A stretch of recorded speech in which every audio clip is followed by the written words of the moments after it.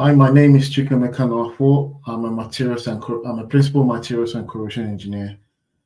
Today we'll be talking about how to become a corrosion engineer. This was one of the requests from one of this was one of the comments that came back to me when I was doing my presentation about corrosion, types of corrosion and corrosion monitoring, and the types of how to prevent corrosion. And I think it's a good point. So I've decided that I would go through, obviously, my experience, how I became a materials and corrosion engineer, and how, if you are interested, the steps that you might need to take to become one. Share my screen. So, how to become a materials and corrosion engineer? Well, so what we're going to look at today is I'll tell you about the steps I took to become a corrosion engineer, and then how you can become a corrosion engineer. And then the next thing we'll look at how you can become a corrosion engineer. So first of all, we'll look at so how I became a corrosion engineer. First thing I did was obviously I studied BEng in mechanical engineering, and then I did oil and gas engineering for my master's degree. But just before I go on, I'd just like to mention that obviously with the steps I'm going to mention today on how to become materials and corrosion engineer, I'm only basing it on through university steps and not the other steps. So basically, what I mean is that there's some people who did apprenticeship and then worked their way up to become a materials and corrosion engineer without having to go through university.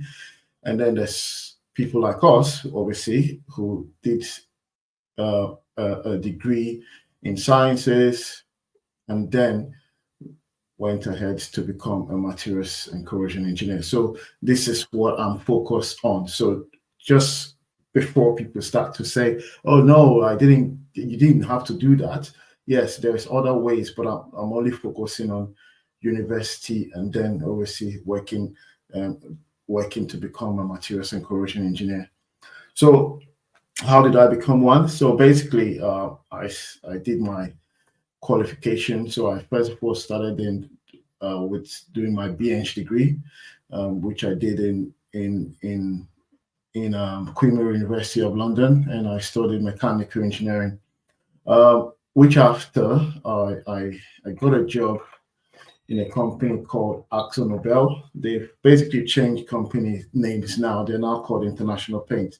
So I worked there as a graduate engineer, and then so mostly what I was doing is mainly because, if you might know, for those who don't know, AkzoNobel, they're like a coating company, so they produce paints and coatings for both commercial and big industries. So I was working there as a coating engineer. So basically, just trying to calculate how much quantities of coatings that companies need. So I worked there for about 2 years, and after that, I then said to myself, I wanted to focus on the oil and gas industry, and I wanted to focus on mainly materials and corrosion. So I then decided, so I then got a scholarship to do oil and gas engineering in the University of not Robert Gordon University. There I did oil and gas engineering. Now people might say, well, that's not materials and corrosion. Yes, the reason why I did oil and gas engineering is because I wanted to, obviously, first of all, my focus was I wanted to work in the oil industry, and secondly, I wanted to also work as a materials and corrosion engineer, focus solely on the industry. So to do that, I needed to understand the whole process of oil and gas industry. So basically how they do the drilling, how they refine the oil to, and then how they do the separation to oil, gas, and basically all of that. So I just wanted to understand the whole concept, and then from there I can then focus where the issues are in the oil industries in terms of materials and corrosion. So that is why I studied oil and gas engineering, um, and so I did that for about a year. So I did my master's in sciences for about a year, and then after that, when I graduated, I then worked for a company called NECE. This is known as, the full name is Northeast Corrosion Engineers Limited. So this company focuses on corrosion monitoring. So all basically, um, I mean, this was a good step for me because obviously I needed to build my experience in the oil industry. So to get in, I had to go through a small company. So what I was doing there was mainly corrosion monitoring. So monitoring, learning how to retrieve coupons and probes, and measuring the corrosion rates on coupons, and also taking data from probes and then analyzing this information, and also taking bio swabs as well to measure out um, how much microbes are in the system, to be able to determine, if the system might suffer from microbial induced corrosion. So I was engaged with these things, and I worked for the company for about 3 years. Um, though I worked there as a corrosion engineer, but a lot of it was focused on mainly corrosion monitoring. So it wasn't really the full package. So from there, I then went ahead to work for another company called Wood Group, Kenny. This, just to mention, this was all in Scotland, in Aberdeen.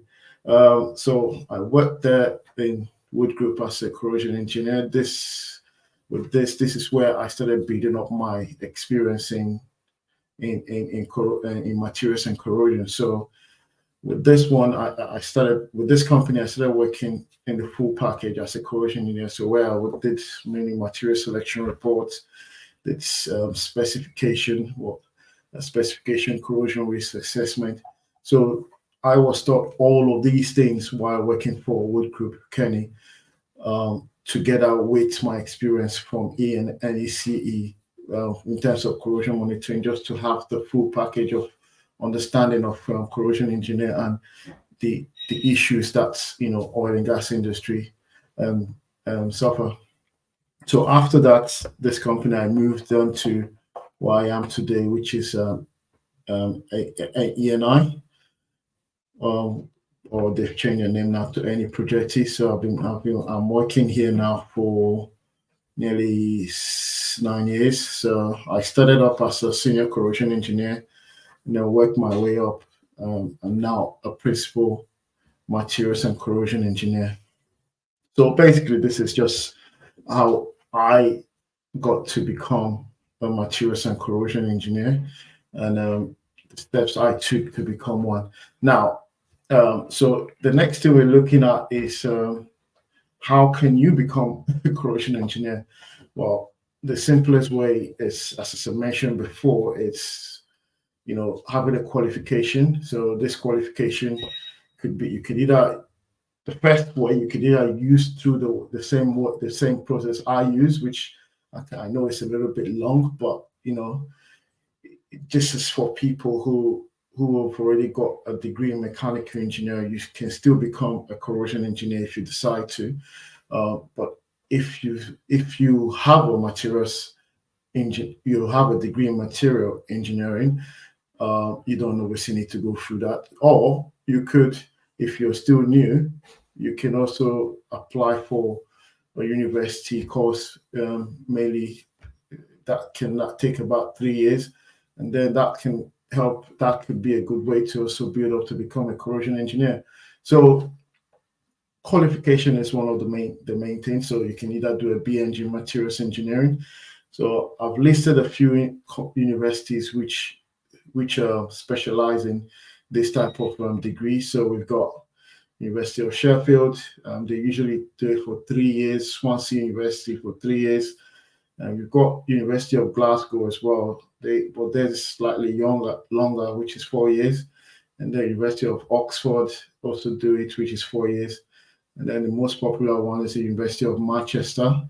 I know a lot of my friends who went to that university, and yeah, they're quite good at this type of degree. So theirs is also for 3 years as well, and University of Leeds, which is for 3 years. So after you've acquired your your degree, obviously the next thing is work experience. So for me, when you get your degree as a materials engineer, there is different industries you can go into. You can either go into aerospace, you can either go into the car industry, and of course, you can either go into oil and gas industry as well. So there is, or even the water industry, because all this industry have issues with corrosion. So there is the industry market is open to every materials engineer, or everybody that has a materials engineer. So you can choose to go to any of one of these industries. So for me, to offer any advice to any young engineers who want to become one, is to look for a company that's small, not a very big company, because I know very well that there's high competition in the industry. So, and to get in is really high competition. So if you don't have the experience, it is very difficult. So my advice would be, look for a small company that's not well known, up and growing company that's coming up in any of this industry, and then try and apply to them. I would say, first of all, shy away from thinking about the money. They might offer to, those companies might not be able to offer you much, but you have to think about it. All you need is to get some experience, get a foothold in the industry. Once you get that, and then you build up your experience, then you can use that to go into much larger organization, because now you're not applying as a graduate anymore. You're applying as a very experienced engineer.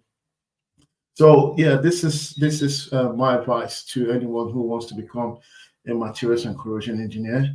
I hope I hope this has helped someone who's watching my video, and I hope that, if you decide to become a materials and corrosion engineer in the future, you would use the steps. They did help me, and I'm pretty 100% sure that it will also help you as well. Thank you for listening to my video.